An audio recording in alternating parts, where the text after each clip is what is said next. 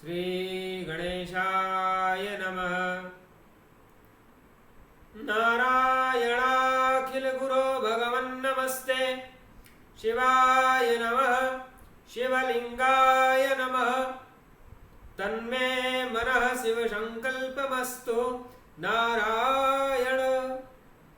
गजाननं भूतगणादिसेवितं कपित्थजम्बूफलचारुभक्षणम् उमासुतं शोकविनाशकारकं नमामि विघ्नेश्वरपादपङ्कजं। सजयति सिन्धुर्वदनो देवो यत्पादपङ्कजस्मरणम् वासरमणिरिव तमसां राशिनाशयति विघ्नानाम्।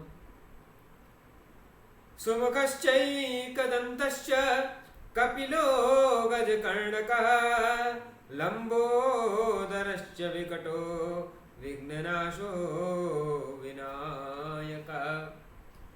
शुक्लाम्बरधरं देवं शशिवर्णं चतुर्भुजं प्रसन्नवदनं ध्यायेत् सर्वविघ्नोपशान्तये। व्यासं वसिष्ठनप्तारं शक्तेः पौत्रमकल्मषं पराशरात्मजं वन्दे सुकतातं तपोनिधिम्। व्यासाय विष्णुरूपाय व्यासरूपाय विष्णवे नमो वै ब्रह्मनिधये वासिष्ठाय नमो नमः। मत्स्यं कूर्मं वराहं च वामनं च जनार्दनं गोविन्दं पुण्डरीकाक्षं माधवं मधुसूदनं पद्मनाभं सहस्राक्षं वनमालिं भलायुधं गोवर्धनं ऋषिकेशं वैकुण्ठं पुरुषोत्तमम्। विश्वरूपं वासुदेवं रामं नारायणं हरिं दामोदरं श्रीधरं च वेदांगं गरुडध्वजम्। अनन्तं कृष्णगोपालं जपतो नास्ति पातकं गवां कोटिप्रदानस्य अश्वमेधशतस्य च। श्रीकृष्ण गोविन्द हरे मुरारे हे नाथ नारायण वासुदेव। श्रीकृष्ण गोविन्द हरे मुरारे हे नाथ नारायण वासुदेव। जीवे पिबस्वामृतमेतदेव गोविन्द दामोदर माधवेति गोविन्द दामोदर माधवेति। जय जय सुरनायक जन सुखदायक प्रणत पाल भगवंता गोद्विज हितकारी जय सुरारी सिंधु सुता प्रियकंता पालन सुरधरणी अद्भुत करणी मरमन जानई कोई जो सहज कृपाला दीन दयाला करऊ अनुग्रह सोई। जय जय अविनाशी सब घटवासी व्यापक परमानंदा अभिगत गोतीतं चरित पुनीतं माया रहित मुकुंदा। जहि रागी विरागी अति अनुरागी विगत मोह मुनि वृंदा। निशिबासर ध्यावहि गुण गण गावहि जयति सच्चिदानंद। जहि सृष्टि उपाई त्रिविध बनाई संग सहायन दूजा। सो करऊ अघारी चिंता हमारी जानिय भगति न पूजा। जो भव भय भंजन मुनि मन रंजन गंजन विपति बरूथा। मन क्रम मन बच क्रम बानी छाड़ी सयानी शरण सकल सुर जूथा। सारद श्रुति से सारिसया से सा जा कहूँ को नहीं जाना। यही दीन पियारे वेद पुकारे द्रवौ सुश्रुई भगवाना। भव बारिधि मंदर सब विधि सुंदर गुण मंदिर सुख पुंजा। मुनि सिद्ध सकल सुर परम भयातुर नमत नाथ पद कंजा। नारायणं नमस्कृत्य नरं चैव नरोत्तमं देवीं सरस्वतीं व्यासं ततो जयमुदीरये। न तातो न माता न बन्धुर्न दाता न पुत्रो न पुत्री न भृत्यो न भर्ता न जाया न विद्या न वृत्तिर्ममैव गतेस्त्वं त्वमेका भवानि। भवाब्धावपारे मा दुःखभीरुः पपात प्रकामी प्रलोभी प्रमत्ता। कुसंसार पाश प्रबद्धः सदाहं गतेस्त्वं त्वमेका भवानि। गतेस्त्वं त्वमेका भवानि। श्री जगदम्बायै नमः। नारायणाखिल गुरो भगवन् नमस्ते। शिवाय नमः शिवलिंगाय नमः। तन्मे मनः शिव संकल्पमस्तु। नारायण।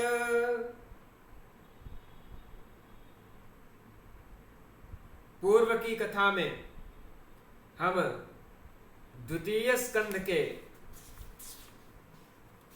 उस वृत्तांत का वर्णन कर रहे थे जहां पर विदुर जी इहलोक की लीला को समाप्त करते हैं और व्यास जी से कुंती कर्ण को देखने की प्रार्थना करती हैं। सप्तम अध्याय चल रहा है तो कुंती कहती हैं कि मनो में तप्यतेत्यर्थम दर्शयस्त्व तपोधन समर्थोऽसि महाभाग कुरु मे वांछितं प्रभो। यह सुन के गांधारी भी कहती है, क्या कहती है? दुर्योधनो रणे गच्छ द्वीक्षितो न मया मुने तम दर्शय मुनि श्रेष्ठ पुत्रम मे त्वं सहानुजम। कुंती कहती है कि हे कृष्ण द्वैपायन, मैंने अपने पुत्र कर्ण को जन्म के समय ही देखा था, उसके बाद नहीं देखा। उसको देखने के लिए मेरा मन बड़ा तड़प रहा है। आप कुछ भी करके मुझे कर्ण को दिखा दीजिए, मेरी ये इच्छा पूर्ण कीजिए। ये सुन के गांधारी कहती हैं कि हे मुने, दुर्योधन समर भूमि में चला गया और मैं उसे देख नहीं पाई। क्यों नहीं देख पाई? क्योंकि जब भीष्म जी गांधार नरेश के पास धृतराष्ट्र का संबंध लेकर के पहुंचते हैं और गांधारी सुनती हैं कि धृतराष्ट्र जो है वे जन्मांध हैं, वे देख नहीं सकते। तो गांधारी कहती हैं कि जब मेरे पति से संसार को नहीं देख सकते तो मुझे भी देखने का अधिकार नहीं है। और गांधारी ने अपने नेत्रों पर वस्त्र की पट्टी बांध ली। तो इस प्रकार दुर्योधन को गांधारी ने भी नहीं देखा। क्यों नहीं देखा? आंखों पर पट्टी बंधी थी। तो कहती है कि मेरा पुत्र दुर्योधन समर भूमि में चला गया, महाभारत के युद्ध में चला गया, परंतु मैं अपने पुत्र को देख नहीं पाई। कहती है कि हे मुनिश्रेष्ठ, आप मुझे छोटे भाई सहित दुर्योधन को दिखा दीजिए। तो सुभद्रा जी कहती हैं अभिमन्युम महावीरम प्राणाद्यप्यधिकं प्रियम दृष्टुकामास्मि सर्वज्ञ दर्शयाद्य तपोधन। सुभद्रा जी कह रही हैं कि हे सर्वज्ञ, मैं प्राणों से भी अधिक प्रिय अपने महान वीर पुत्र अभिमन्यु को देखना चाहती हूं, अतः आप उसके भी दर्शन करा दीजिए। तो सूत जी कहते हैं कि एवं विधानि वाक्यानि श्रुत्वा सत्यवती सुता प्राणायामं ततः कृत्वा दद्यौ देवीं सनातनीं संध्या काले तसंप्राप्ते गंगायां मुनिसत्तमः सर्वास्तांश्च समाहूय युधिष्ठिर पुरोगमान् तुष्टावविश्वजननीं स्नात्वा पुण्यसरिज्जले प्रकृतिं पुरुषारामां सगुणां निर्गुणां तथा देवदेवीं ब्रह्मरूपां मणिद्वीपाधिवासिनीं। कहते हैं सूत जी कि इस प्रकार के वचनों को सुनकर के व्यास जी ने प्राणायाम किया और सनातनी देवी भगवती का ध्यान किया। प्राणायामम ततः कृत्वा दद्यौ देवीं सनातनीं। और सायंकाल जब हुआ तब व्यास जी युधिष्ठिर आदि सभी जनों को गंगा जी के तट पर बुलाते हैं और गंगा जी के पवित्र जल में स्नान करके परम पवित्र भगवती की स्तुति करते हैं। क्या स्तुति करते हैं कि यदा न वेदा न च विष्णुरीश्वरो न वासवो नैव जलाधिपस्ता न विपत्तो नैव यमश्च पावकस्तदासि देवी त्वमहं नमामि ताम्।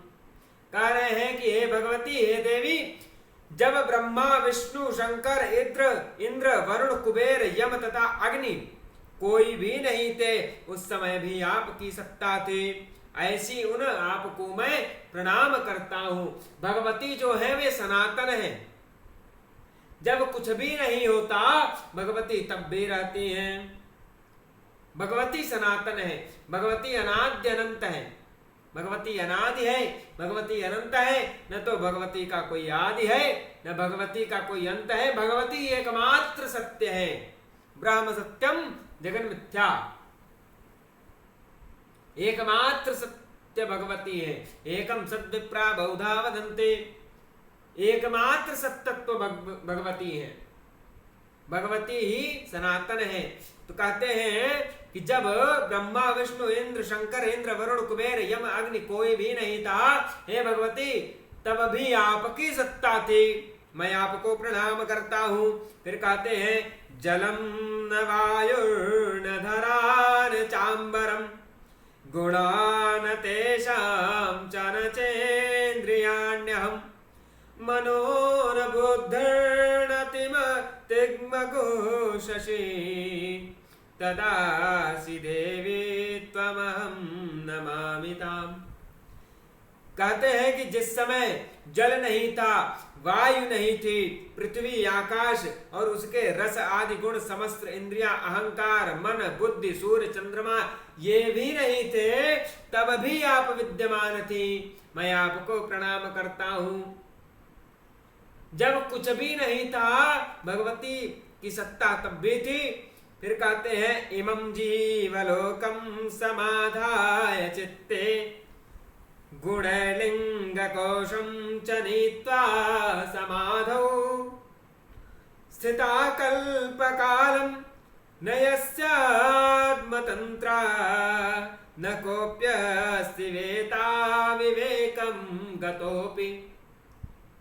कहते हैं कि इस जीवलोक को अपने चित्त में समाहित करके सत्व रज तम आदि गुणों सहित लिंग कोश को समाधि की अवस्था में पहुंचाकर जब आप कल्प पर्यंत स्वतंत्र होकर विहार करती हैं, तब विवेक प्राप्त पुरुष भी आपको जानने में समर्थ नहीं होता।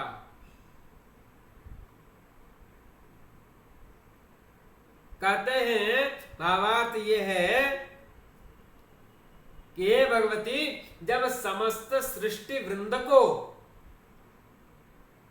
आप स्वयं में समाहित करके कल्प पर्यंत स्वतंत्र होकर के विहार करती हैं, तब बुद्धिमान पुरुष भी आपको नहीं जान पाते। अर्थात भगवती अपार है, भगवती को ऐसा कोई नहीं है जो भगवती की महिमा को पूर्ण रूप से जान सके। प्रार्थयत्येष मां लोको मृतानां दर्शनं पुनः नाहं क्षमोऽस्मि मातस्त्वं दर्शयासु जनान् मृतान्। कहते हैं कि हे माता, ये लोग मृत व्यक्तियों के पुनः दर्शन के लिए मुझसे प्रार्थना कर रहे हैं, किंतु वैसा मैं कर पाने में असमर्थ हूं। इस अतएव आप इन्हें मृत व्यक्तियों के दर्शन करा दीजिए। दर्शयासु जनान मृतान, मृत व्यक्तियों के दर्शन करा दीजिए। सूत जी कहते हैं कि ऐसा जब स्तुति की व्यास जी ने भगवती की, तो महामाया भुवनेश्वरी देवी ने समस्त मृत राजाओं को स्वर्ग से बुला करके उनका दर्शन करवा दिया। कहते हैं दृष्ट्वा कुंती च गांधारी सुभद्रा च विराटजा पांडवा मुमुदः सर्वे वीक्ष प्रत्यागतान् स्वकान्।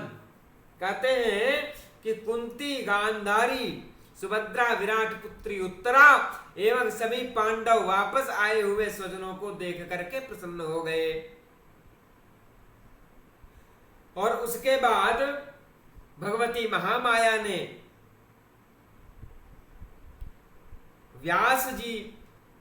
जब व्यास जी ने महामाया का पुनः स्मरण किया, तो भगवती ने उन सभी राजाओं को वापस समेट लिया, उनको वापस स्वर्ग में भेज दिया। कहते हैं तत्पश्चात धृतराष्ट्र आदि से आज्ञा लेकर के पांडव तथा मुनिजन वहां से चले जाते हैं। राजा युधिष्ठिर भी मार्ग में व्यास जी की चर्चा करते हुए हस्तिनापुर आ जाते हैं। यहाँ पर द्वितीय स्कंद का 7वां अध्याय समाप्त होता है। यदि श्रीमद्भागवते महापुराणे अष्टादशसहस्रां संहितायां द्वितीय स्कंदे पांडवानां कथानकमृतानां दर्शन वर्णनम नाम 7मोऽध्यायः। अथ 8मोऽध्यायः। 8वें अध्याय में धृतराष्ट्र आदि का दावाग्नि में जल जाना, प्रभास क्षेत्र में यादवों का परस्पर युद्ध और संहार, कृष्ण और बलराम का परमधाम गमन, परीक्षित को राजा बना करके पांडवों का हिमालय पर्वत पर जाना, परीक्षित को शाप की प्राप्ति ब्रह्म द्वारा और रूरु का वृत्तांत, ये सभी 8वें अध्याय में आए हैं। सूत जी कहते हैं कि वहां से पांडवों के प्रस्थित होने के तीसरे दिन जो वन था जिसमें धृतराष्ट्र रहते थे, उसमें आग लगी और आग लगने से कुंती, गांधारी सहित राजा धृतराष्ट्र दग्ध हो गए, जल गए। कहते हैं कि धृतराष्ट्र को छोड़ करके संजय पहले ही तीर्थ यात्रा के लिए निकल गए थे, और जब नारद जी ने ये समस्त वृत्तांत युधिष्ठिर जी को बताया कि वन में आग लग गई, और वन में आग लगने से क्या हुआ, कुंती गांधारी सहित तुम्हारे ज्येष्ठ पिता धृतराष्ट्र दग्ध हो गए। तो ये सुनकर के युधिष्ठिर जी बड़े दुखी हुए। तो कहते हैं कि कौरवों के विनाश के 36 वर्ष बीतने पर विप्रशाप के प्रभाव से सभी यादव प्रभास क्षेत्र में नष्ट हो गए। वे सभी यादव मदिरा पीकर मतवाले हो गए और आपस में लड़कर बलराम तथा श्री कृष्ण के देखते ही देखते मृत्यु को प्राप्त हो गए। शत्रिंशेत गते वर्षे कौरवाणाम क्षयात् पुनः प्रभासे यादवाः सर्वे विप्रशापात् क्षयं गताः ते पीत्वा मदिरामत्ता कृत्वा युद्धं परस्परं क्षयं प्राप्ता महात्मानः पश्यतो रामकृष्णयोः। तो यादव गण शाप के वशीभूत होकर के मदिरा पान करके उन्मत्त हो उठे और आपस में ही एक दूसरे को मार करके समाप्त हो गए। कहते हैं उसके बाद बलराम जी ने योग क्रिया के द्वारा शरीर का त्याग कर दिया और कमल के समान नेत्र वाले भगवान श्री कृष्ण शाप की मर्यादा रखते हुए एक बहेलिये के बाण से आहत होकर के महाप्रयाण करते हैं। तो बलराम जी ने क्या किया, योग क्रिया के द्वारा अपने शरीर को त्याग दिया और भगवान श्री कृष्ण ने शाप की मर्यादा को रखते हुए बहेलिये के बाण से आहत होकर के महाप्रयाण किया, अपने परम धाम को चले जाते हैं। तो जब वसुदेव जी श्री कृष्ण के शरीर त्याग का समाचार सुनते हैं तो उन्होंने अपने चित्र में भुवनेश्वरी देवी का ध्यान किया और ध्यान करके वे अपने भी प्राणों का त्याग कर देते हैं। तत्पश्चात अर्जुन प्रवास क्षेत्र में पहुंचते हैं, सभी का अंतिम संस्कार संपन्न करते हैं। कहते हैं कि समीक्षात हरेर्देहं कृत्वा काष्ठस्य संचयम् अष्टाभिः सपत्नीभिः दाहयामास पार्थिवः। कि भगवान श्री कृष्ण का शरीर खोजकर और लकड़ी जुटा करके अर्जुन ने 8 पटरानियों के साथ भगवान का संस्कार किया। कहते हैं देहं राम सरेवत्या सह दग्ध्वा विभावसौ अर्जुनो द्वारकामेत पुराण निष्क्रामयज्जनम्। कहते हैं कि रेवती के साथ बलराम जी के मृत शरीर का दाह संस्कार करके अर्जुन ने द्वारकापुरी पहुंचकर उस नगरी से नागरिकों को बाहर निकाला। और जब अर्जुन ने नागरिकों को बाहर निकाला तो कहते हैं पुरीसा वासुदेवस्य प्लावितो दधिना ततः अर्जुनः सर्वलोकान् वै गृहीत्वा निर्गतस्तदा। कहते हैं कुछ ही क्षणों में भगवान श्री कृष्ण की वो द्वारिकापुरी समुद्र में डूब गई। देखते ही देखते पूरी की पूरी क्या हुई, समुद्र में डूब गई। किंतु अर्जुन सभी लोगों के साथ बाहर निकल गए थे। कहते हैं कि मार्ग में चोरों और भीलों ने भगवान श्री कृष्ण की पत्नियों को लूट लिया, समस्त धन छीन लिया और उस समय जो अर्जुन थे वे तेजहीन हो गए। उसके बाद अर्जुन इंद्रप्रस्थ पहुंचते हैं और अनिरुद्ध के पुत्र वज्र को राजा बनाते हैं। अर्जुन व्यास जी के पास जाते हैं और कहते हैं कि हे प्रभु मैं तेजहीन हो गया हूं। तो व्यास जी कहते हैं कि हे अर्जुन जब भगवान श्री कृष्ण और आपका पुनः अवतार होगा तब उस युग में आपका तेज पुनः अत्यंत उग्र होगा। उनका यह वचन सुनकर के अर्जुन हस्तिनापुर चले जाते हैं। वहां अत्यंत दुखी होकर के अर्जुन युधिष्ठिर जी से सारा वृत्तांत कहते हैं। कहते हैं कि भगवान श्री कृष्ण के परम धाम गमन एवं यादवों का विनाश का समाचार सुनकर के युधिष्ठिर जी हिमालय की ओर जाने का निश्चय करते हैं। तो जब यह निश्चय कर लिया तो 36 वर्षीय जो उत्तरा के पुत्र पर महाराज परीक्षित थे, 36 वर्ष के थे, उनको राज सिंहासन पर प्रतिष्ठित कर देते हैं और राजा युधिष्ठिर द्रौपदी और अपने भाइयों के साथ हिमालय की ओर निकल जाते हैं। इस प्रकार 36 वर्ष की अवधि तक हस्तिनापुर में राज्य करके द्रौपदी तथा कुंती पुत्रों इच्छाओं ने हिमालय पर्वत पर जाकर के अपने प्राणों का त्याग किया। कहते हैं कि इधर परीक्षित जी भी आलस्य भाव से रहित होकर के 60 वर्षों तक संपूर्ण प्रजा का पालन करते हैं। कहते हैं कि एक बार परीक्षित जी आखेट के लिए एक विशाल जंगल में गए। तो जंगल में क्या हुआ, अपने बाण से विद्ध एक मृग को खोजते खोजते मध्याह्न काल में परीक्षित भूख से, प्यास से और थकान से व्याकुल हो गए। धूप से पीड़ित परीक्षित जी ने पास में एक ध्यानमग्न मुनि को देखा और प्यास से व्याकुल उस मुनि से परीक्षित जी ने जल मांगा। जो मुनि थे वो मौन व्रत में स्थित थे, तो मौन व्रत में स्थित होने के कारण वे मुनि कुछ नहीं बोले।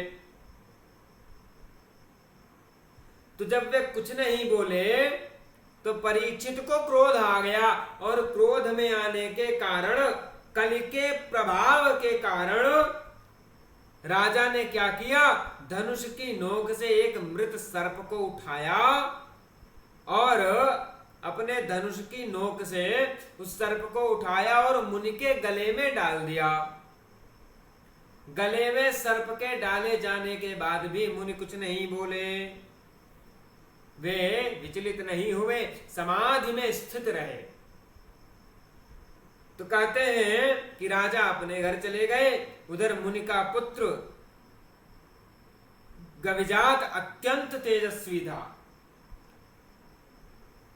तो पराशक्ति के आराधक गविजात ने पास के वन में खेलते हुए अपने मित्रों से ऐसा सुना कि तुम्हारे पिता के गले में किसी ने मृत सर्प को डाल दिया है। तो जब ये बात सुनी तो गविजात बड़े रुष्ट हुए, उनको बड़ा क्रोध आया और उन्होंने राजा को श्राप दे दिया। क्या श्राप दिया कि जिस व्यक्ति ने मेरे पिताजी के कंठ में मृग सर्प डाला है उस पापी पुरुष को 1 सप्ताह में तक्षक डस लेगा, तक्षक नाग डस लेगा। कहते हैं शशाप नृपतिम क्रुद्धो गृहीत्वाशु करे जलम पितु कंठेद्य ये मे ये न विनिक्षिप्तो मृतो रगः तक्षक सप्तरात्रेण तम दशेत पाप पुरुषम। कि जिसने मेरे पिता के गले में मृत सर्प डाला है उस दुष्ट को, उस पापी को तक्षक नाग 7 दिवसों में डस लेगा। कहते हैं कि मुनि के शिष्य ने राजा परीक्षित के महल में जाकर के राजा परीक्षित को शाप के विषय में अवगत कराया कि आपको गविजात ने ऐसा शाप दिया है। तो महाराज परीक्षित ने अपने मंत्रियों से मंत्रणा की कि अपने अपराध के कारण मैं मुनिपुत्र से शापित हुआ हूं। हे मंत्रियों, अब मुझे क्या करना चाहिए? आप लोग कोई उपाय सोचें। क्यों? क्योंकि मृत्यु तो अनिवार्य है, ऐसा वेदवादी लोग कहते हैं। तथापि बुद्धिमान पुरुषों को शास्त्रोक्त रीति से सर्वथा प्रयत्न ही करना चाहिए। कहते हैं यत्नस्तथापि शास्त्रोक्त कर्तव्य सर्वदा बुधैः उपायवादिनः केचित् प्रवदन्ति मनीषिणः विज्ञोपायेन सिद्धन्ति कार्याणि नेतरस्य च मंत्रिमंत्रोषधीनां वै प्रभावाः खलु दुर्विदः न भवेदिति किं तैस्तु मणिमध्ये सुसाधितैः सर्वदष्टा पुरा भार्या मुने संजीवितामृता। और दत्वार्ध मायुषस्तेन मुनिना वा वराप्सराः भवितव्येन विश्वास कर्तव्य सर्वदा बुधैः। कहते हैं कि बुद्धिमान पुरुषों को शास्त्रोक्त रीति से प्रयत्न करना ही चाहिए, मृत्यु अनिवार्य है फिर भी। तो कहते हैं कि कुछ विद्वान ऐसा कहते हैं कि बुद्धिमानी के साथ उपाय करने पर कार्य सिद्ध हो जाते हैं, न करने पर नहीं सिद्ध होते हैं। उद्यमे रहे सिद्ध्यन्ति कार्याणि न मनोरथैः। परिश्रम और बुद्धिमानी दोनों आवश्यक है। तो कहते हैं कि मणि मंत्र और औषधों के प्रभाव अत्यंत ही दुर्गेय होते हैं। तो मणि धारण करने वाले सिद्ध जनों द्वारा क्या नहीं संभव हो जाता। बता रहे हैं कि पूर्व काल में किसी ऋषि पत्नी को सर्प ने काट लिया और सर्प काटने के कारण वो ऋषि पत्नी मृत्यु को प्राप्त हुई। उस समय उस मुनि ने अपनी आयु का आधा भाग देकर अपनी पत्नी को जीवित कर दिया था। अतः बुद्धिमान लोगों को चाहिए कि वे भवितव्यता पर विश्वास न करें, उपाय भी करें। तो कहते हैं कि आप लोग यह दृष्टांत प्रत्यक्ष देख लीजिए।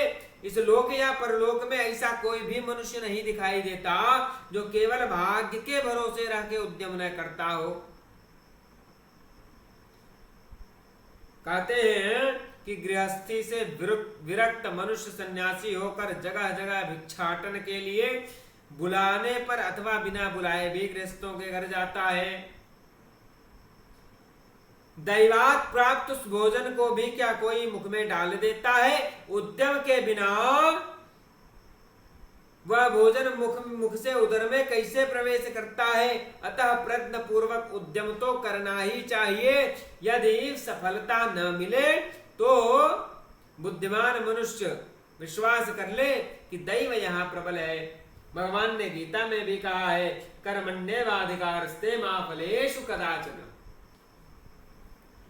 क्या फल होगा,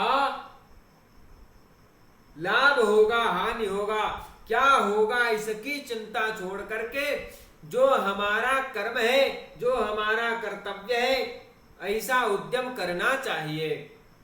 अकर्मण्य नहीं बनना चाहिए। एक बड़ी सुंदर कविता है, देख कर बाधा विविध बहुविघ्न घबराते नहीं, रह भरोसे भाग के दुख भोग पछताते नहीं। तो कर्म करना चाहिए, कर्म से मन नहीं चुराना चाहिए। क्या फल होगा ये बाद की बात है, पहले कर्म करना चाहिए। क्योंकि फल अच्छा हो या बुरा हो वो बाद की बात है। कर्म ही नहीं करेंगे तो न तो अच्छा होगा न बुरा होगा। तो परीक्षित जी कह रहे हैं क्या होगा ये नहीं पता, परंतु किस प्रकार उद्धार हो, किस प्रकार कल्याण हो, इसके लिए क्या उद्यम किया जा सकता है, वो उद्यम अवश्य करना चाहिए। तो मंत्री कहते हैं, को मुनिर्येन दत्त्वार्धमायुषो जीविता प्रिया कथम मृता महाराज तन्नो ब्रूहि सविस्तरम। कह रहे मंत्री के महाराज वो कौन से मुनि थे जिन्होंने अपनी आधी आयु दे करके अपनी पत्नी को जीवित कर दिया? वो कैसे मरी थी, वो कथा हमें बड़ा विस्तार से सुनाइए। तो राजा कहते हैं कि महर्षि भृगु की एक बड़ी सुंदर पत्नी थी जिसका नाम पुलोमा था। कहते हैं कि उससे परम विख्यात च्यवन मुनि का जन्म हुआ और च्यवन की पत्नी का नाम सुकन्या था। वो महाराज शर्याति की रूपवती कन्या थी। तो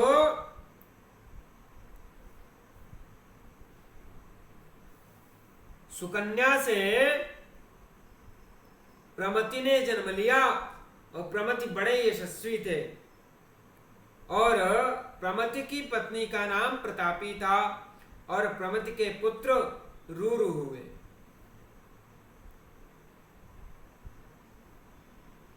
तो कहते हैं कि उस समय स्थूलकेश नाम के एक बड़े विख्यात ऋषि थे जो बड़े तपस्वी थे, धर्मनिष्ठ थे, सत्यनिष्ठ थे, शास्त्रनिष्ठ थे और उसी समय त्रिलोक सुंदरी मेनका नाम की अप्सरा नदी के किनारे जल क्रीड़ा कर रही थी। तो कहते हैं कि मेनका विश्वावसु के द्वारा गर्भवती होकर के वहां से चली गई और उस अप्सरा ने स्थूल केश के आश्रम में जाकर नदी तट पर एक त्रैलोक्य सुंदरी कन्या को जन्म दिया और जन्म देके उसे छोड़कर चली गई। तब उस नवजात शिशु कन्या को अनाथ जानकर मुनिवर स्थूलकेश अपने आश्रम ले गए और उसका लालन पोषण करने लगे और उस कन्या का नाम महामुनि स्थूलकेश ने प्रमद्वारा रखा। क्या रखा? प्रमद्वारा। तो कहते हैं वह सर्वलक्षण संपन्न कन्या यथा समय यौवन को प्राप्त हो गई और कहते हैं कि उस सुंदरी को देखकर जो रूरु थे वे काम मोहित हो गए। यहाँ अष्टम अध्याय संपूर्ण होता है। यदि श्रीमद्देवी भागवते महापुराणे अष्टादशसहस्राम संहितायां द्वितीय स्कंधे रूरु चरित्र वर्णनम नामाष्टमोऽध्याय अथ नवमोऽध्याय। नवम अध्याय में सर्प काटने से प्रमद्वरा की मृत्यु, रूरु द्वारा अपनी आधी आयु दे करके उसको जीवित करना, मणिमंत्र औषधि द्वारा सुरक्षित राजा परीक्षित का 7 तल वाले भवन में निवास करना, इसका वृत्तांत आता है। तो परीक्षित कहते हैं किस प्रकार कामासक्त होकर के रुरुमुनि अपने आश्रम में सो गए तो उनको उदास देख करके उनके पिता ने पूछा कि हे पुत्र, तुम इतने उदास क्यों हो, तुम्हारे दुख का कारण क्या है? तो वे अपने पिता से कहते हैं कि हे पिताश्री, स्थूल केश के आश्रम में प्रमद्वारा नाम की एक कन्या है और मैं चाहता हूं कि वो कन्या मेरी पत्नी बन जाए। तो उनके पिता प्रमति स्थूलकेश के आश्रम में जाते हैं और उन्हें प्रसन्न करके अपने अनुकूल करके सुंदर कन्या की याचना करते हैं। महर्षि स्थूलकेश वचन देते हैं कि किसी अच्छे मुहूर्त में कन्यादान कर दूंगा। अब उस वन में वे दोनों विवाह की सामग्री का प्रबंध करने लगे। इस प्रकार तपोवन में समीप ही प्रमति और स्थूलकेश दोनों महात्मा विवाहोत्सव की तैयारियां करने लगे। उसी अवसर पर वह कन्या अपने घर के आंगन में खेल रही थी और जब वो खेल रही थी तभी एक सोए हुए सर्प से उस कन्या का पैर छुआ गया और स्पर्श होते ही सांप ने उसे डस लिया और डसने के कारण वो कन्या मर गई। तो जब वो मृत्यु हुई तो प्रमद्वारा को देख करके बड़ी हलचल मच गई।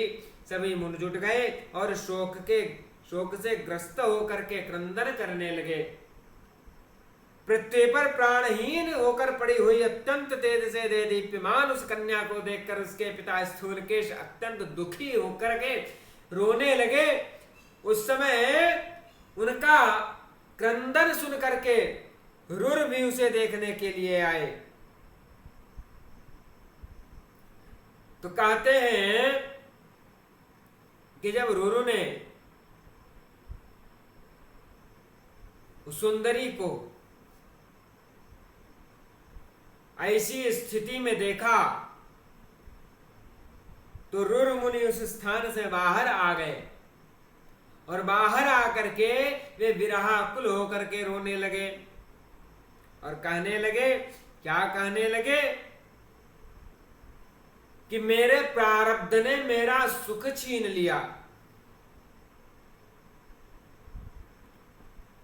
मेरे सुख के विनाश के लिए ही मेरे प्रारब्ध ने वह सर्प भेजा था, अन्यथा मेरे दुख का क्या कारण था, यही मेरे दुख का कारण है। और कहते हैं अब मैं कहां जाऊं, अब मैं क्या करूं, मेरी प्राण प्रिया तो मृत्यु को प्राप्त हो गई और मैं इस प्रिया से विलग होकर के जीना नहीं चाहता।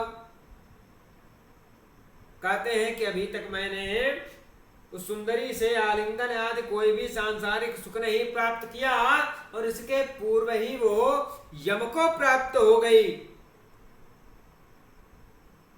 मैं न तो उसका पानी ग्रहण कर पाया, न अग्नि में लाजा होम कर पाया, मेरे इस मनुष्य जीवन को धिक्कार है, अब तो मेरे प्राण निकल जाएं तो ही अच्छा है। और जब दुखित मनुष्य को चाहने पर भी मृत्यु नहीं मिलती, तब इस संसार में वांछित उत्तम सुख कैसे मिल सकता है, बड़ी गूढ़ बात है। आजकल इच्छानुसार जीवन जीने पर बड़ा बल दिया जा रहा है। सबसे कहा जाता है कि जैसी तुम्हारी मर्जी है वैसा जियो। कहते हैं योर लाइफ, नहीं क्या कहते हैं, माई लाइफ माई रूल्स। बहुत अच्छी बात है साहब, आप कहते हैं आपका जीवन है, आपकी इच्छा, बहुत अच्छे, परंतु आप हमको ये बतावें कि सब कुछ आपकी इच्छा अनुसार होवे तब भी क्या आपकी इच्छा के प्रतिकूल कुछ नहीं होगा। प्रकृति के नियम आपकी इच्छा के अनुसार नहीं चलेंगे, वे ईश्वरीय विधान के अनुसार चलेंगे। दिन रात किसी की इच्छा से नहीं होगा, दिन जाड़ा गर्मी बरसात किसी की इच्छा से नहीं होगा, सर्दी गर्मी किसी की इच्छा से नहीं होगी। तो वस्तुतः किसी का जन्म, किसी की मृत्यु भी किसी की इच्छा से नहीं होगी। तो वस्तुतः जो इच्छा की बात करते हैं कि इच्छानुसार जीवन, इच्छानुसार जीवन, हमारा जैसे मन हो वैसे जिए, सबको इच्छानुसार कर्म की प्रधानता स्वतंत्रता दे दी जाए, इच्छानुसार जीवन जीने की स्वतंत्रता दी जाए। हम कहते हैं इच्छानुसार कर्म करने की स्वतंत्रता, इच्छानुसार जीवन जीने की स्वतंत्रता आज स्वतंत्र भारत में सबको प्रदान है। आज हमको बता दीजिए कितने प्रतिशत लोग इच्छानुसार जीवन जीते हुए सुखी हैं। भारत के स्वतंत्र नागरिकों में इच्छानुसार जीवन जीने वाले कितने प्रतिशत लोग सुखी हैं, इस पर सर्वे होना चाहिए और फिर यह निर्णय लेना चाहिए कि इच्छानुसार जीवन जीना अच्छा है या शास्त्रानुसार जीवन जीना अच्छा है। ये प्रकृति आपकी इच्छा से नहीं है, ये सृष्टि आपकी इच्छा से नहीं है, या कुछ भी आपकी इच्छा से नहीं है। आपका भी जन्म न तो आपकी इच्छा से है, न आपका मृत्यु आपकी इच्छा से है। कहते हैं कि आपकी इच्छा से आपको मृत्यु भी प्राप्त नहीं होगी। तो जब मृत्यु प्राप्त नहीं होगी तो आप ये कैसे सोच लेते हैं कि आपकी इच्छा से ही आपको सुख प्राप्त होगा? भूल जाइए, जो प्रारब्ध है वही होगा, न उससे आगे होगा न उससे पीछे होगा। प्रारब्ध जो है किसी न किसी रूप में प्राप्त अवश्य होगा। तो इसलिए इच्छानुसार जीवन जीना की बात करने वालों को प्रथम विचार करना चाहिए कि जब जन्म हमारी इच्छा से नहीं है, मृत्यु हमारी इच्छा से नहीं है, ये जीवन हमारी इच्छा से नहीं है, ये शरीर हमारी इच्छा से नहीं है, हमारा लिंग हमारी इच्छा से नहीं है, हमारी योनि हमारी इच्छा से नहीं है, हमारे माता पिता हमारी इच्छा से नहीं है, हमारे भाई बंधु हमारी इच्छा से नहीं है, हमारे पुत्र पौत्रादि ये भी हमारे इच्छानुसार नहीं है कि जैसा हम चाहते थे वैसे हो, कि हम सोचे हैं कि हमारा पुत्र खूब गोरा हो, काला हो गया, इसमें भी हमारी इच्छा कार्य नहीं करेगी। तो वस्तुतः जब कुछ भी हमारी इच्छा से नहीं है तो कोई इच्छानुसार जीवन जीने का प्रयत्न करके सुखी कैसे रह सकता है? इस पर विचार होना चाहिए। समाज सुधारकों को इस पर चिंतन करना चाहिए, समस्त विश्व को इस पर चिंतन करना चाहिए कि जिसने सृष्टि का निर्माण किया उसके नियमों के विपरीत चल करके, प्रकृति के सर्वथा प्रतिकूल चल करके कोई सुखी कैसे रह सकता है? सुखी रहना है तो शास्त्र को मानना पड़ेगा, शास्त्र का जो मार्ग है उस मार्ग पर चलना पड़ेगा, अन्यथा दुख ही दुख है।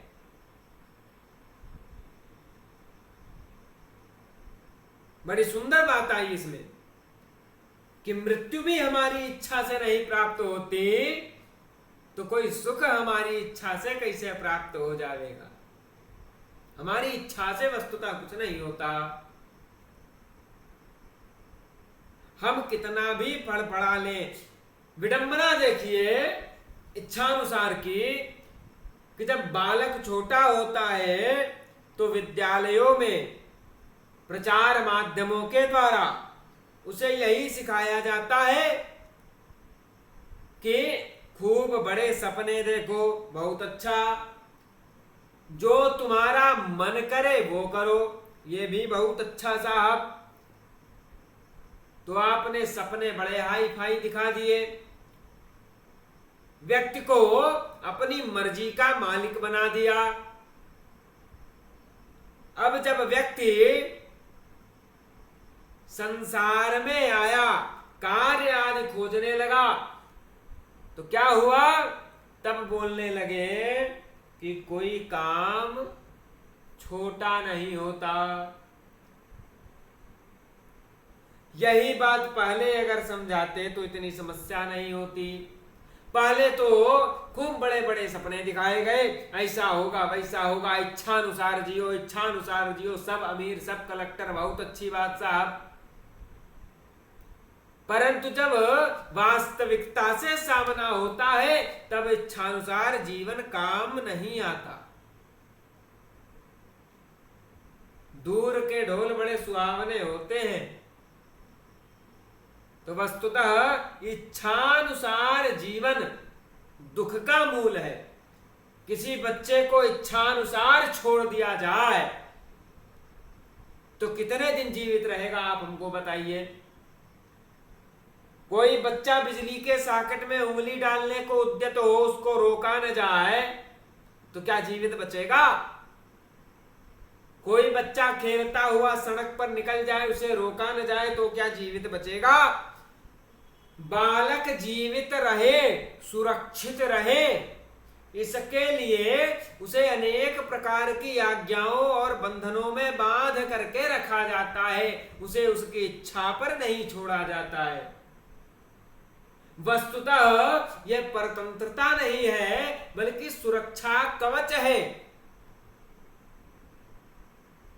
इन आज्ञाओं मर्यादाओं को तोड़ करके नितांत स्वतंत्र अपनी मर्जी का मालिक बन करके व्यक्ति अपने सुरक्षा कवच को तोड़ता है और उसके बाद अनेक प्रकार के संकटों से ग्रस्त होता हुआ अपना पूरा जीवन दुखमय बना लेता है।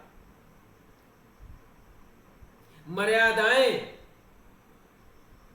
अनुशासन, कुल परंपराएं, ये हमारी सुरक्षा कवच हैं। क्या करना चाहिए, क्या नहीं करना चाहिए, कब करना चाहिए, कब नहीं करना चाहिए, किसे करना चाहिए, किसे नहीं करना चाहिए, ये सब चीजें हमारी सुरक्षा के लिए हैं, न कि हमारे शोषण के लिए है। हमारे देश में हर चीज को शोषण से जोड़ दिया जाता है। स्त्रियों का शील सुरक्षित रहे, इसलिए हमारे धर्मशास्त्रों ने क्या उपदेश किया है ये उपदेश किया है कि महिलाओं की रक्षा का दायित्व पिता, पति और पुत्र पर है,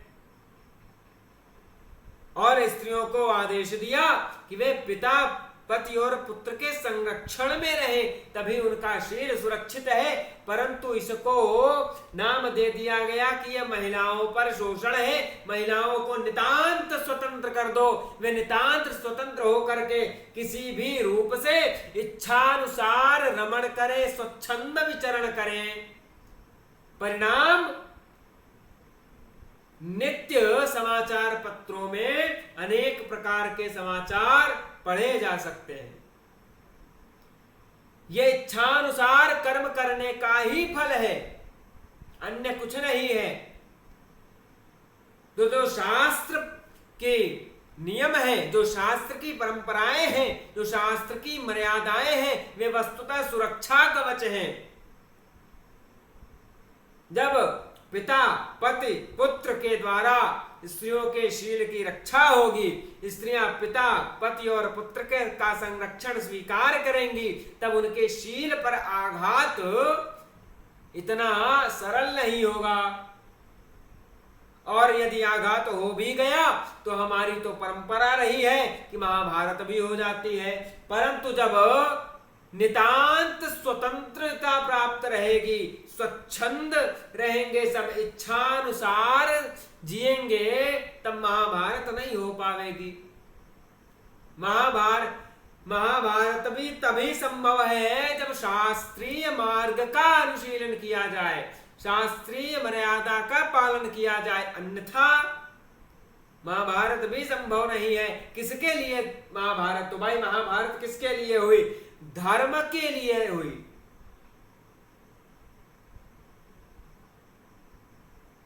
धर्म के लिए महाभारत हुई। आज किसके लिए हो? धर्म के पथ पर कोई हैया नहीं है।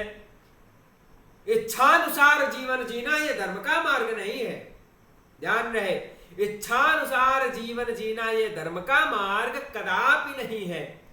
धर्मशास्त्र इच्छानुसार जीवन जीने की बात नहीं कहते। धर्मशास्त्र कहते हैं मन को अपने वश में करो, और आज बात चल रही है कि मन के वश में हो जाओ। इच्छानुसार जीवन जीने का अर्थ क्या है? जो तुम्हारा मन कहे वो करो, अर्थात मन के गुलाम बन जाओ। धर्मशास्त्र मन के गुलाम बनने की बात नहीं कहते। धर्मशास्त्र कहते हैं मन को अपने वश में करो। मन पाजी है, मन बहुत कुछ सोचेगा, मन का कहा मत करो। क्या करो? जो शास्त्र सम्मत हो। शास्त्र सम्मत कार्य का ही प्रतिपादन करना चाहिए। तो इच्छानुसार जीवन जीना तो सर्वथा शास्त्र विरुद्ध है, और शास्त्र विरुद्ध है इसलिए प्रकृति विरुद्ध है, ईश्वर विरुद्ध है, इसलिए शास्त्र विरुद्ध कर्म करने पर उसके दुष्परिणाम ही प्रकट होंगे, उसका विपरीत फल ही भोगना पड़ेगा। और वर्तमान में प्रत्यक्ष है, इसमें उदाहरण देने की भी आवश्यकता नहीं है। इतिहास से वर्तमान में सब कुछ प्रत्यक्ष है कि जिस जिस शास्त्र की आज्ञा का उल्लंघन किया गया वहां वहां विराट समस्याएं आज मुंहबाए खड़ी हैं, और लोगों की बुद्धि काम नहीं कर रही है कि समस्या से निपटे कैसे। नारे तो लग जाते हैं, मार्च निकल जाते हैं, मोमबत्तियां जल जाती हैं, टीवी पर आकर के वाद विवाद भी हो जाता है, गाली गलौज भी हो जाती है, आरोप प्रत्यारोप भी हो जाते हैं, परंतु स्त्री का शील कैसे सुरक्षित हो, इसका मार्ग स्वतंत्र भारत में किसी के पास नहीं है। क्यों नहीं है? क्यों? क्योंकि लोग शास्त्र से विमुख हैं। स्त्री के शील की सुरक्षा एकमात्र शास्त्र सम्मत विधा से ही संभव है, अन्यत्र व्यक्ति कितना भी सर पटक ले, स्त्री के शील की रक्षा नहीं हो सकती। कोई भी समस्या हो उसका समाधान तभी संभव है जब उसके विषय में शास्त्र का आलंबन लिया जाए। शास्त्र को खूंटी पर टांग करके मनुष्य अपनी बुद्धि, अपने मन से यदि संसार को चलाने का कुचक्र पालेगा तो प्रकृति का दंड भोगेगा। इसलिए इच्छानुसार कर्म न करके वर्तमान परिस्थिति को ध्यान में रखते हुए शास्त्रीय मर्यादा का भी यथाशक्ति यथोचित पालन करते हुए ही जीवन यापन करना चाहिए। हम ये नहीं कहते कि शास्त्र के ऐसे नियमों को आप लेकर के बैठ जाइए कि आपको जेल जाना पड़े। हम ये नहीं कहते, हम ऐसा नहीं कहते कि शास्त्र के आप ऐसे नियमों को लेकर के बैठ जाइए कि आपका घर न पल पावे। हम ये कहते हैं कि वर्तमान परिस्थिति और शास्त्र दोनों में जिस प्रकार भी सामंजस्य सद पावे कि वो उपाय कीजिए। उदाहरण के लिए वर्तमान में वर्णाश्रम विधा के द्वारा जीवन यापन संभव नहीं है, सबके लिए कदापि संभव नहीं है, और ब्राह्मण वर्ग के लिए तो कतई संभव नहीं है। तो ब्राह्मण वर्ग क्या करे? ब्राह्मण वर्ग अन्य सेवा आदि में तो जावे, परंतु जो उसका कार्य है उसको न छोड़े। यदि वो अन्य मार्ग में भी जावे तो ऐसा कार्य ऐसी मार्ग में जावे जहां बुद्धि का उपयोग हो।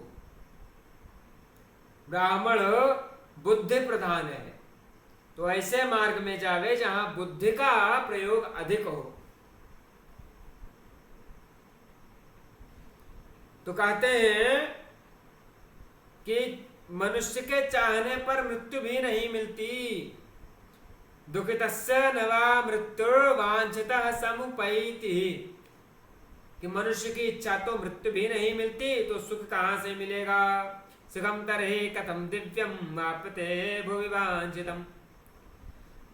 तो कहते हैं कि अब मैं या तो किसी भयानक तालाब में डूब जाऊं, अग्नि में कूद पड़ूं, जहर खा लूं, या गले में फांसी लगा करके प्राण त्याग दूं।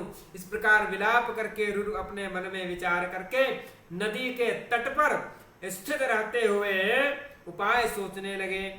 फिर क्या सोचे कि आत्महत्या करने से मुझे क्या लाभ होगा, और आत्महत्या का फल तो अत्यंत दुर्निवार्य होता है।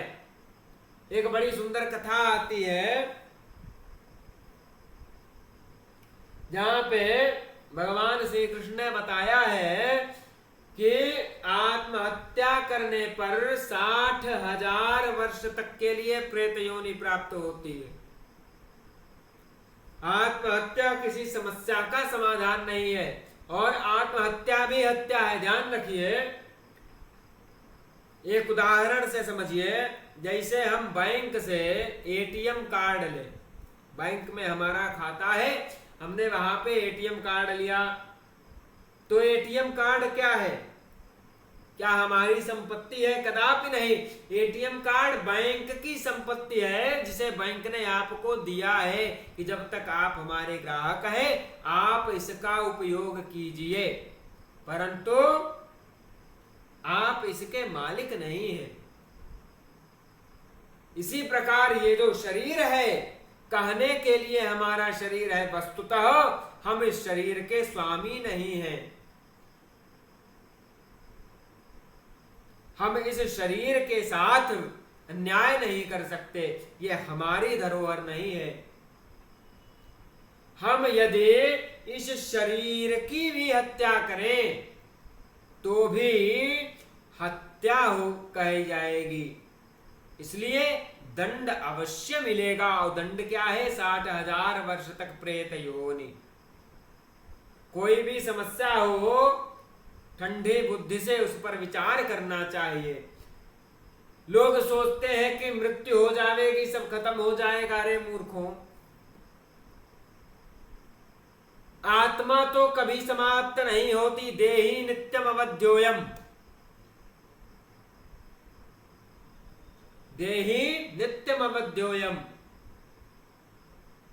कहते हैं न जायते मृते व कदाचिन्नायं भूत्वा भविता वा न भूयः। ये न कभी जन्म लेती है न कभी मरती है, तो आत्मा तो नित्य है। देहि नित्यम अवध्योयम, न मारी जा सकती है, ये नित्य है। तो मृत्यु के बाद तो समस्या और बढ़ जाएगी। क्यों बढ़ जाएगी? 60,000 वर्ष तक प्रेत बन के रहना पड़ेगा। जीवित रहते तो संभव था कि 1 वर्ष में समस्या का समाधान हो जाता, परंतु यदि आत्महत्या कर ली तो 60,000 वर्ष तक नरक भोगो। प्रेत योनि क्या है? नरक है, दंड है, तो मजा तो नहीं आता होगा। तो 60,000 वर्ष तक दंड भोगने से अच्छा है कि 1 वर्ष 2 वर्ष लगा करके समस्या का समाधान ही कर लिया जाए। और आत्महत्या की नौबत भी कब आती है? उसके मूल में भी इच्छा है। देखिए, इच्छाएं जो है ना, वे बहुत समस्या प्रकट करती हैं। रामचरितमानस में बड़ी सुंदर कथा आई है राजा भानु प्रताप की, कि राजा भानु प्रताप को बड़ी इच्छा हो गई कि संपूर्ण पृथ्वी पर मैं एक छत्र सम्राट बन के रहूं, संपूर्ण पृथ्वी पर मेरा ही राज्य हो, दूसरा कोई राजा ही न हो, सारी पृथ्वी को मैं भोगूं। तो वो क्या किए? अश्वमेध यज्ञ किए। कुछ राजा लड़े, कुछ अधीन हुए। तो एक राजा थे जो भानु प्रताप से लड़े और हार गए। तो जब वे हार गए तो वे क्या किए? वे राजा जंगल में भाग गए। तो जंगल में एक राक्षस रहता था, मायावी राक्षस रहता था, उससे राजा ने मित्रता कर ली। तो एक दिन राजा आखेट करते हुए उसी वन के पास पहुंचे। उस राजा को पता चल गया भानु प्रताप यहीं आए हैं, तो उसने उस राक्षस से कहा कि ऐसा है, इस राजा को अब समाप्त करना है, कोई उपाय करो। तो जो राक्षस था वो जंगली सुअर बन के भानु प्रताप के आगे से भागा, पीछे पीछे भानु प्रताप भागे शिकार करने के लिए। वो मायावी था, दिखता था गायब होता था, दिखता था गायब होता था, खूब दूर ले गया भानु प्रताप को। और इधर वो जो राजा था वो अपनी एक कुटिया बना रखी थी उसने, उस कुटिया में एकदम साधु का वेश बना करके बैठ गया। जैसे रामलीला में विश्वामित्र जी बनते हैं, वैसे ही साधु का वेश बना करके बैठ गया। और बैठ गया तो क्या हुआ? वो राक्षस जो है खूब दौड़ाया राजा को। राजा के मंत्री यंत्री सब पीछे छूट गए और अंत में शूकर उसी कुटिया के सामने से निकला। राजा भी वहां पहुंचे। राजा थक चुके थे तो भानु प्रताप उतर गए घोड़े से, देखे ये कोई कुटिया है, कोई महात्मा लगते हैं, वहां पहुंच गए। भानु प्रताप उस राजा को नहीं पहचान पाए कि ये मेरा शत्रु है, परंतु वो राजा भानु प्रताप को पहचान गया। तो क्या हुआ? जल आदि दिया। भानु प्रताप जल आदि से तृप्त हुए, वार्ता हुई। तो भानु प्रताप कहते हैं उससे, जो कपट वेशधारी मुनि था, कहते हैं भानु प्रताप की मेरी एक इच्छा है। क्या इच्छा है? कि संपूर्ण पृथ्वी पर मेरा एक छत्र राज्य हो, इतनी बड़ी इच्छा। तो कहता है ठीक है, तुम्हारी इच्छा पूरी हो जाएगी, उपाय करना पड़ेगा। क्या उपाय करना पड़ेगा? ब्राह्मणों को भोजन आदि कराना पड़ेगा। अच्छा, कहा कि अच्छा वो भोजन जो है वो मैं बनाऊंगा, रसोईया नहीं बनाएगा, मैं आऊंगा, मैं बनाऊंगा, और ये बात किसी को कहना मत। राजा ने कहा ठीक है। राजा महल को चले गए, ब्राह्मणों को निमंत्रण दिया गया, ब्राह्मण सब आए। इधर इस कपटी ने क्या किया? उस राक्षस को भेज दिया। वो राक्षस कपटी मुनि का ही वेश बना करके पहुंचा, रसोई बनाने लगा। रसोई हो गई, सबको परोसी गई। ब्राह्मणों ने जैसे ही एक निवाला उठाया और खाने को उद्यत हुए कि आकाशवाणी हो गई। आकाशवाणी हुई। क्या हुई आकाशवाणी? कि हे ब्राह्मणों सावधान, ये अभक्ष्य पदार्थ है, खाने योग्य नहीं है। इसको मत खाइए, आपका धर्म नष्ट हो जाएगा। क्यों? क्योंकि इसमें रुधिर मांस आदि है। ये सुन करके ब्राह्मण एकदम खड़े हो गए, क्रोधित हो गए और क्रोध में आकर के राजा भानु प्रताप को शाप दे दिया कि तुम कुटुंब सहित 3 जन्म तक राक्षस हो जाओ। भानु प्रताप को क्या शाप दे दिया? कुटुंब सहित 3 जन्म के लिए राक्षस हो जाओ, ऐसा श्राप दे दिया। तो भानु प्रताप कांपने लगे, ब्राह्मणों से क्षमा मांगी, रसोई में जाके देखे तो वो राक्षस गायब था। भानु प्रताप ने ब्राह्मणों से कहा कि ये प्रभु ऐसा ऐसी बात है, उसने मना किया था इसलिए मैं नहीं बताया। तो ब्राह्मणों ने कहा कोई बात नहीं, शाप तो दे दिया परंतु निवारण ये है कि भगवान के द्वारा तुम्हारा उद्धार होगा। तो उसके बाद भानु प्रताप ही रावण आदि बनते हैं। तो तात्पर्य ये है कि इच्छाएं मनुष्य को राक्षस बना देती हैं, इसलिए बहुत अधिक इच्छाएं नहीं पालनी चाहिए और इच्छाओं के वश में तो कदापि नहीं होना चाहिए। व्यक्ति बहुत सारी इच्छाएं पालेगा, इच्छाएं पूर्ण नहीं होंगी तो दुखी होगा। इच्छाएं दुख का मूल है, इसीलिए हमारे यहाँ त्याग पूर्ण जीवन का विधान है। त्याग पूर्ण जियो, सादा जीवन उच्च विचार। बहुत ज्यादा इच्छाएं पाली जाएंगी, क्या होगा? दुख ही होगा। बहुत ज्यादा इच्छाएं पाल ली, इच्छाओं को पूर्ण करने के लिए अनेक प्रकार के नैतिक अनैतिक कार्य कर लिए, समस्या उत्पन्न हुई तो क्या हुआ कि अब मर जाते हैं, जीवन जीने से लाभ नहीं है, आत्महत्या कर लिए। मुख्य रूप से आत्महत्या का सबसे बड़ा कारण यही है कि इच्छाओं को पाल लिए, इच्छाओं को पूर्ण करने के लिए नैतिक अनैतिक अनेक प्रकार के कार्य किए, उसमें फंस गए, फिर क्या हुआ? आत्महत्या कर लिए। इसलिए शास्त्रोक्त विधि से जीवन जीना चाहिए, मन की गुलामी नहीं करनी चाहिए। तो नदी के तट पर रुरु विचार करने लगे कि प्राण त्यागने से मुझे क्या लाभ होगा, और आत्महत्या का फल बड़ा कष्टदायक होता है, और मेरी मृत्यु सुन करके मेरे पिताजी दुखी होंगे, माता जी को भी महान कष्ट होगा। हाँ, कहते हैं कि हो सकता है मुझे मरा हुआ देखकर प्रारब्ध संतुष्ट हो जाए, मेरे मर जाने पर मेरे सभी शत्रु जो है वे प्रसन्न हो जाएंगे, इसमें कोई संदेह नहीं है। तो कहते हैं कि इससे परलोक में मेरी प्रिया का क्या उपकार होगा।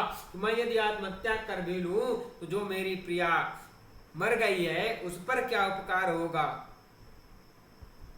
इस प्रकार विरह से संतप्त होकर आत्महत्या करके मेरे मर जाने पर भी परलोक में मुझे आत्मघाती को मेरी प्रिया नहीं मिलेगी, इसलिए मेरे मरने में बहुत दोष है और न मरने पर मुझे कोई दोष नहीं होगा। ऐसा सोच करके रुर स्नान और आचमन करके पवित्र होकर वहीं बैठ गए।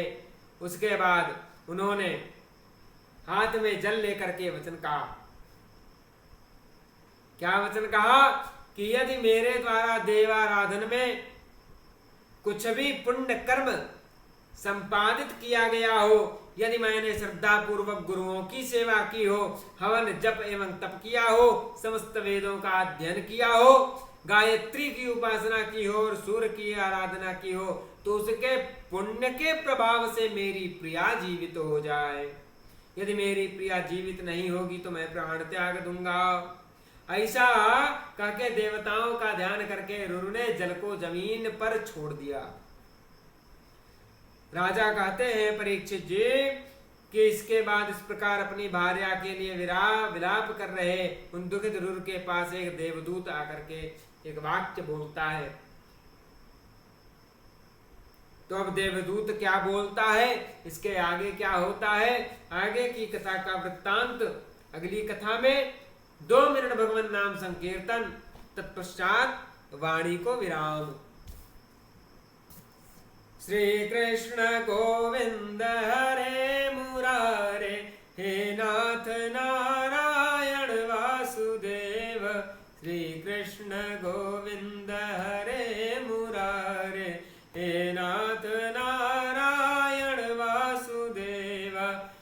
श्री कृष्ण गोविंद हरे मुरारे, नाथ नारायण वासुदेव। श्री कृष्ण गोविंद हरे मुरारे, हे नाथ नारायण वासुदेव। श्री राम जय जय राम, श्री राम जय जय राम। नारायणाखिल गुरो भगवन् नमस्ते, शिवाय नमः शिवलिंगाय नमः, तन्मे मनः शिव संकल्पमस्तु। नारायण